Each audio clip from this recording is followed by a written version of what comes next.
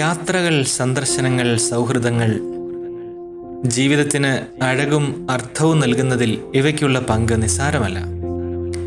ഇടയ്ക്കൊരു ബ്രേക്ക് അത് അനിവാര്യമാണ്. ഊഷരമായ മരുഭൂമിയിൽ പെയ്തിറങ്ങുന്ന മഴ പോലെ സുന്ദരമാണ് യാത്രകളും അതിലെ മറക്കാനാവാത്ത അനുഭവങ്ങളും. ലോകാത്ഭുതങ്ങളിൽ ഒന്നായി പിസയിലെ ചരിഞ്ഞ ഗോപുരം കാണാനായി എൻ്റെ പ്രിയപ്പെട്ട സുഹൃത്തിനൊപ്പം വത്തിക്കാനിൽ നിന്ന് 2024 മെയ് മാസം 19 യാത്ര തിരിച്ചത്. വത്തിക്കാനിൽ നിന്ന് ഏകദേശം 335 കിലോമീറ്ററാണ് പിസയിലേക്കുള്ളത്. മനോഹരമായ താഴ്വാരങ്ങൾക്ക് വെള്ളിക്കൊലുസിട്ടതുപോലെ വളഞ്ഞു പുളഞ്ഞ് നീങ്ങുന്ന വിശാലമായ വഴികൾ, ഇടയ്ക്ക് സ്വച്ഛമായ യാത്രയ്ക്ക് ഭംഗം വരാതിരിക്കാനും വളവുകളും കയറ്റങ്ങളും ഒഴിവാക്കാനും പ്രകൃതിയുടെ തനിമയെ അതേപോലെ നിലനിർത്താനും വേണ്ടി നിർമ്മിക്കപ്പെട്ട തുരങ്കങ്ങൾ ഇടയ്ക്കിടെ കാണാം. അതീവ ശ്രദ്ധയോടെ നിർമ്മിക്കപ്പെട്ട ഇത്തരം റോഡുകളും തുരങ്കങ്ങളും ഉള്ളതുകൊണ്ട് യാത്രക്കാരുടെ എത്ര വിലയേറിയ സമയമാണ് ലാഭിക്കാൻ പറ്റുന്നത്. ഇന്ധന ലാഭം വേറെ. ഈ സംവിധാനങ്ങളൊക്കെ നമ്മുടെ ഭാരതത്തിലും വരേണ്ട സമയം അതിക്രമിച്ചു. സുഖകരമായ ആ യാത്രയ്ക്കൊടുവിൽ നിശ്ചയിച്ചിരുന്ന സമയത്ത് തന്നെ ഞങ്ങൾ പിസയിലെത്തി. പിസയിലെ വലിയ കത്തീഡ്രൽ പള്ളിയും മാമോദിസ പള്ളിയും മണിമാളികയും ചേർന്ന ബൃഹത്തായ സമുച്ചയമാണ് ഈ കാണുന്നത്. കത്തീഡ്രലിന് മുൻപുള്ള വൃത്താകൃതിയിലുള്ള ഈ മാമോദിസ പള്ളി 1064 പണിതീർത്തതാണ്. ഇതിനെയെല്ലാം സംരക്ഷിക്കാൻ ചുറ്റുമൊരു കോട്ടയും കെട്ടിയിരിക്കുന്നത് കാണാം. കത്തീഡ്രലും മാമോദിസ പള്ളിയും മണിമാളികയും എല്ലാം വെള്ള മാർബിൾ ശില കൊണ്ടാണ് പൂർണ്ണമായും പണി കഴിപ്പിച്ചിട്ടുള്ളത്. വിശാലമായ പുൽത്തകിടിയും മാർബിൾ ശില കൊണ്ട് തീർത്ത ബൃഹത്തായ ഈ കെട്ടിട സമുച്ചയവും അതിൻ്റെ വശ്യഭംഗിക്ക് മാറ്റുകൂട്ടുന്നതാണ്.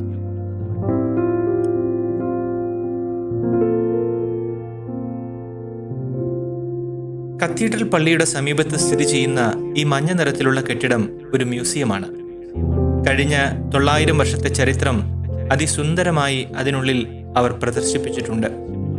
പള്ളിക്ക് മുൻപിലുള്ള ഈ പുൽത്തകിടി ഈ വെൺകൽ ശില്പത്തിന്റെ വശ്യഭംഗിയെ വർദ്ധമാനമാക്കുന്നുണ്ട്. പ്രഭാതമായിരുന്നതുകൊണ്ട് ജനത്തിരക്ക് നന്നേ കുറവായിരുന്നു. വിനോദസഞ്ചാരികളെല്ലാം തന്നെ പള്ളിയുടെ പവിത്രതയെ മാനിച്ചുകൊണ്ട് തന്നെ പതിഞ്ഞ സ്വരത്തിൽ സംസാരിച്ചുകൊണ്ടാണ് നടന്നിരുന്നത്. നീലാകാശത്തിന്റെയും പുൽത്തകിടിയുടെയും പശ്ചാത്തലത്തിൽ ഈ വെൺകൽ ശില്പം എത്ര സുന്ദരിയാണല്ലേ. 184 അടി ഉയരവും ഏകദേശം 15,000 ടൺ ഭാരവുമുള്ള ഈ മണിമാളികയുടെ മുകളിൽ കയറാൻ 296 പടികൾ കയറണം. 1173 ഈ മണിമാളികയുടെ പണി ആരംഭിച്ചത്. അന്നു മുതൽ ഇന്നുവരെ 852 വർഷങ്ങളായി 4 വലിയ ഭൂകമ്പങ്ങളെയും 2 ലോകമഹായുദ്ധങ്ങളെയും ഈ ഗോപുരം അതിജീവിച്ചിട്ടുണ്ട്. 1590 ഈ നാട്ടുകാരൻ തന്നെയായ ഗലീലിയോ വസ്തുക്കളുടെ ഭാരത്തെയും താഴേക്ക് പതിക്കുന്ന വേഗതയെയും നിർണയിക്കുന്ന ചരിത്ര പ്രസിദ്ധമായ പരീക്ഷണം ഈ ചരിഞ്ഞ ഗോപുരത്തിൽ വെച്ചാണ് ചെയ്തത്.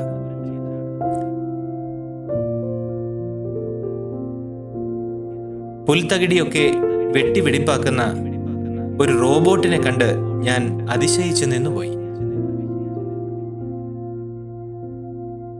ഇനി ഈ മണിമാളികയുടെ മുകളിലേക്ക് കയറാം. സ്പൈറൽ ആകൃതിയിൽ 296 പടികളാണ് ഈ മണിമാളികയ്ക്കുള്ളത്. നൂറ്റാണ്ടുകളായി എത്രയോ കോടിക്കണക്കിന് ജനങ്ങൾ നിരന്തരം ഈ പടികൾ കയറി ഇറങ്ങിയിട്ടുണ്ടാകും. തേഞ്ഞു തീർന്ന ഈ മാർബിൾ പടികൾ ആ ഗതകാല സ്മരണകളെ ഉണർത്തുന്ന സ്മരണികയായിട്ടാണ് എനിക്ക് തോന്നിയത്.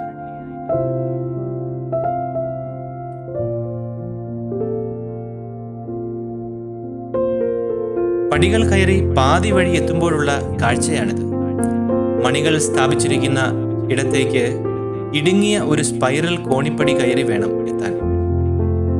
ഏറ്റവും മുകളിൽ എത്തുമ്പോൾ കാണുന്ന കാഴ്ചയാണിത്. നോക്കത്താ ദൂരത്ത് നീണ്ടുകിടക്കുന്ന പിസ പട്ടണം.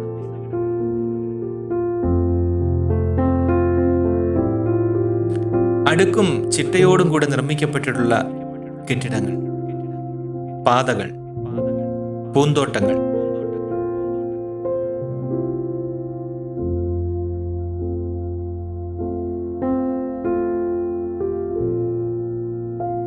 മറക്കാനാവാത്ത ഒരു ദൃശ്യ അനുഭൂതി തന്നെയാണ് നമുക്ക് ഇവിടെ നിൽക്കുമ്പോൾ ലഭിക്കുക.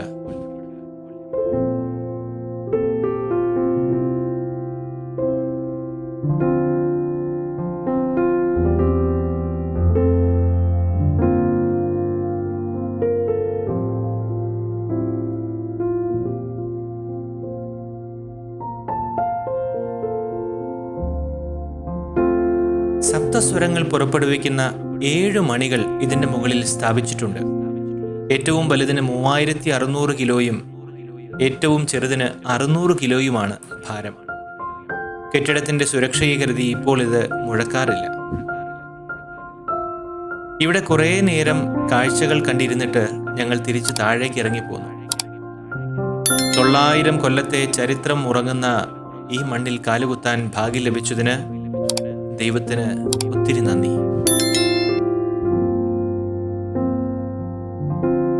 ഇനി മറ്റൊരു വീഡിയോയിൽ കണ്ടുമുട്ടുന്നതുവരെ ബൈ.